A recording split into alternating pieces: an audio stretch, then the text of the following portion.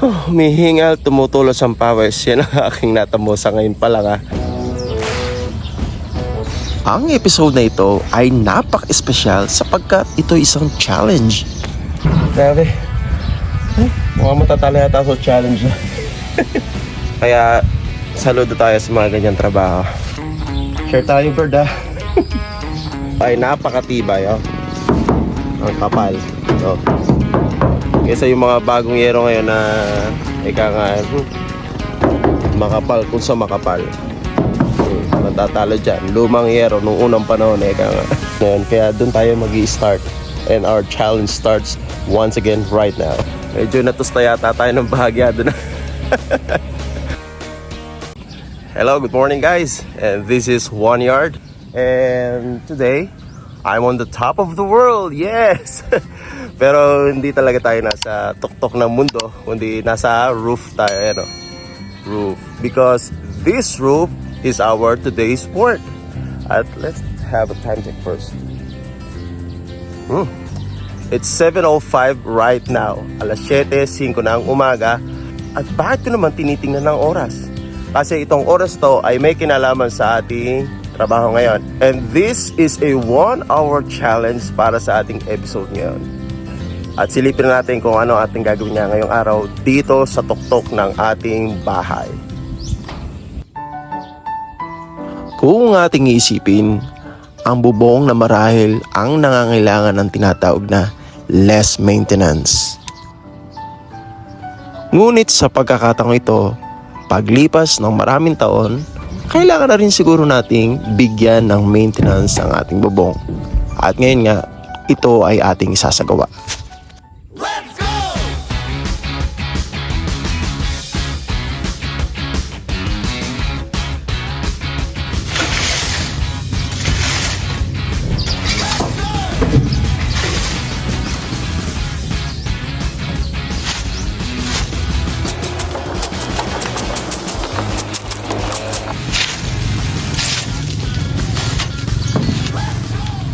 Medyo natusta yata tayo ng bahagya doon. So, nabawasan na ata ng 15 minutes yung ating 1-hour challenge. Wala tayong problema sa ating gagawing trabaho. So, ikot natin ha. Ayan, itong mga sanga ng mangga na to nakahalik sa yero, kaya aalisin natin sa ngayon.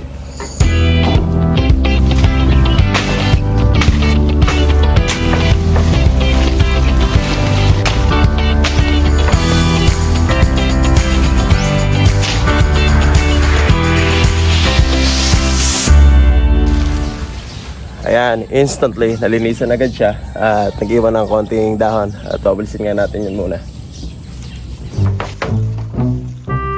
60 minus 15 equals 45.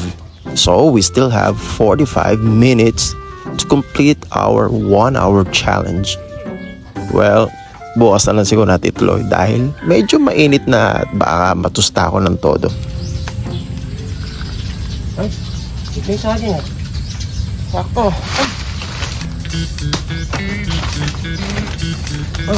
Hilig na.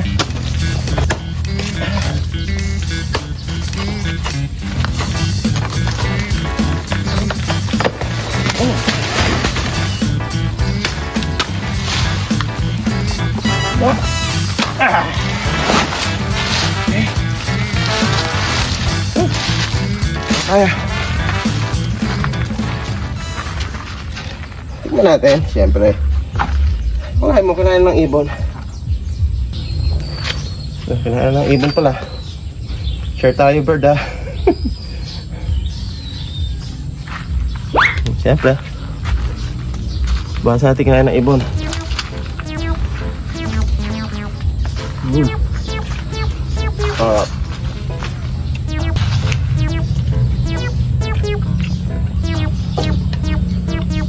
This is Señorita variety. Like.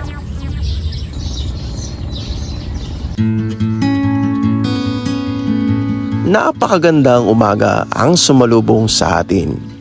At narito na nga tayo upang ituloy ang nalalabi nating 1-hour challenge.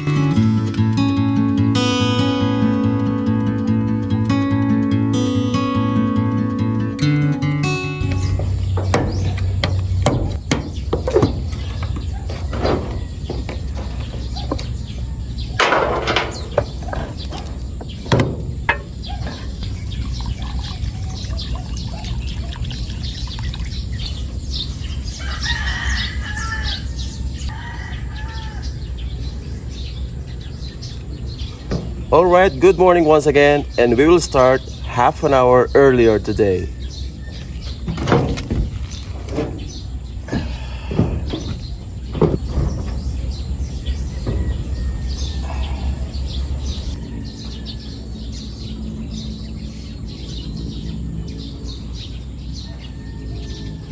Ayan, gaya ng nakikita nyo, may pasilip na yung araw. May sinag na dun sa ating gagawin sa portion na yun, kaya dun tayo mag-i-start, and our challenge starts once again right now.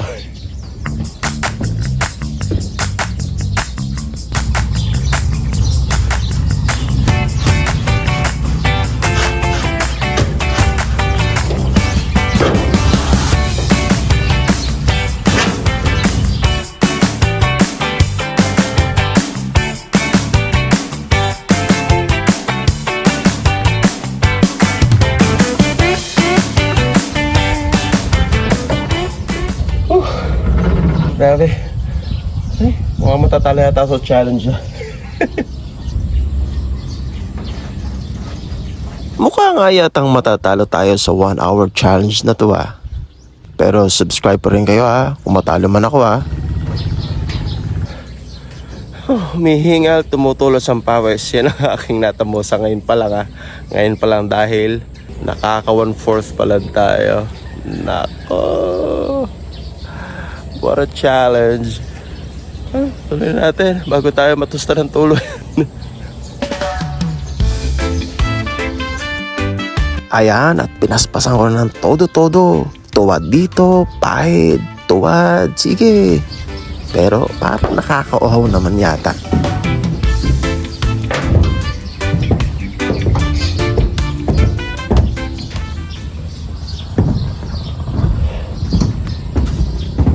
Ay nako, medyo bumabagal na ako, ba't kanya?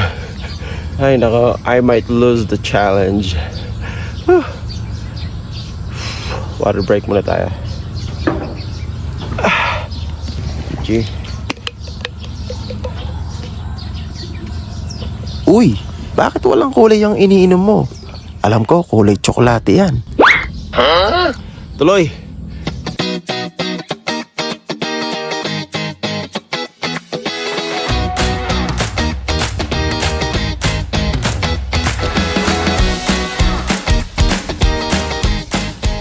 So alam niyo na, the verdict is, yes, I accept that I lost the challenge. Lost the challenge.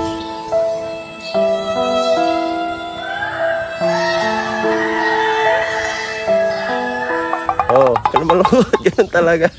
Pero hindi ibig sabihin that we lost the 1 hour challenge. Talo na tayo sapagkat ang tunay na challenge na aking kinakamit ay mapinturahan talaga itong kabuuan ng bubong na to. At teka parang kakulay ko na yata yung bubong. Kulay gray na rin likod ko. Ng puta, sunog. Okay, so actually naka 40% pa lang tayo sa ating trabaho at konti na lang tipintura natin. At sa ngayon ay magmamarket muna tayo at pupunta tayo sa hardware para mamili ng pintura pa at iba pang gamit. So, see you tomorrow morning again here at the rooftop. Iba na kulay ko Grabe.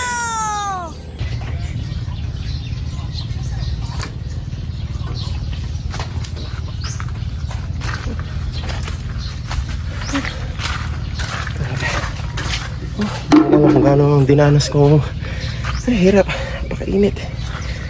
Tingnan nyo, gaano naging sunog ko. Kahit natalo ako sa challenge, meron naman akong reward. Ayan instant to. Well, ang mga construction worker, gaya ng pintor, ay napakalaking ambag sa ating lipunan. Kaya, saludo tayo sa mga ganyan trabaho. Woo! Pawis na.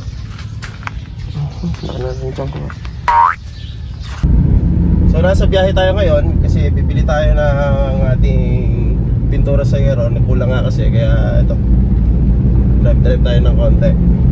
Chill.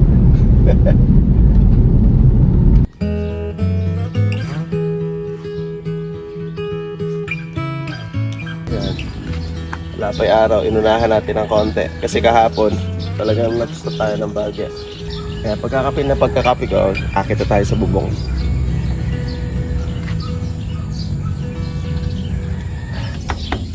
Actually, hindi naman kailangan ng malaking halaga para sa roof maintenance. Indeed, it takes several years again to repaint your roof. Lalong-lalo kung bago yung bahay mo o bubong mo, it takes about 10 years bago pinturahan ulit siguro.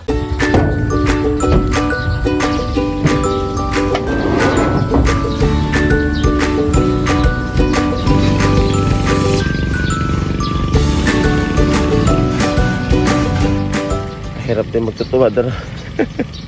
Sa malakang. Anyway, pahinga muna tayo ng konti at konti muna tayo trivia sa yero na to.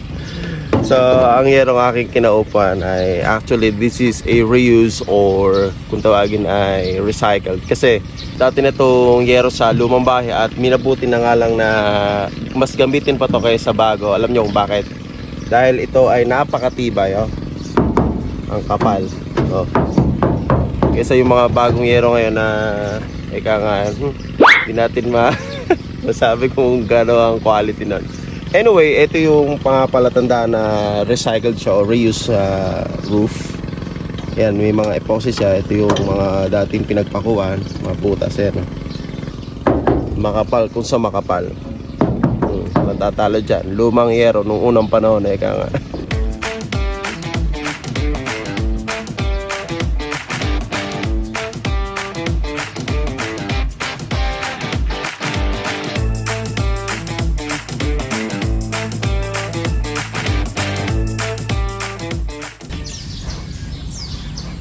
Ayan, at nangangalahati ng aking trabaho.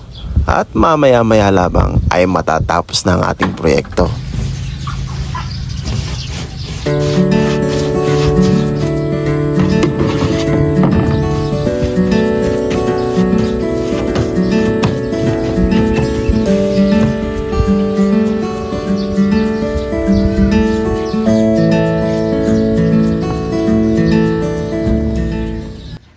Ang ganitong gawain, lalo na ako'y nasa itaas ng bubong, dapat lagi nating isisip ang tinatawag na safety first.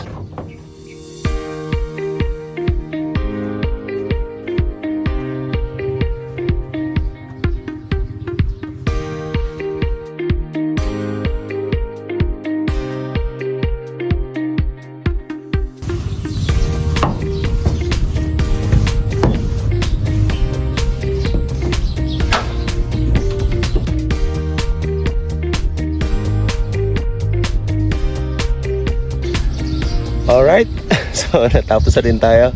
Even though we lost the challenge, what matters is we accomplished something important today. So yan, natapos natin ang ating gawain sa bubong, sa yero. At ayan, ligtas tayong natapos at di tayo nahulog. Anyway, if you find this video interesting, please subscribe to my channel and please comment, like, and share on this video. Thank you very much.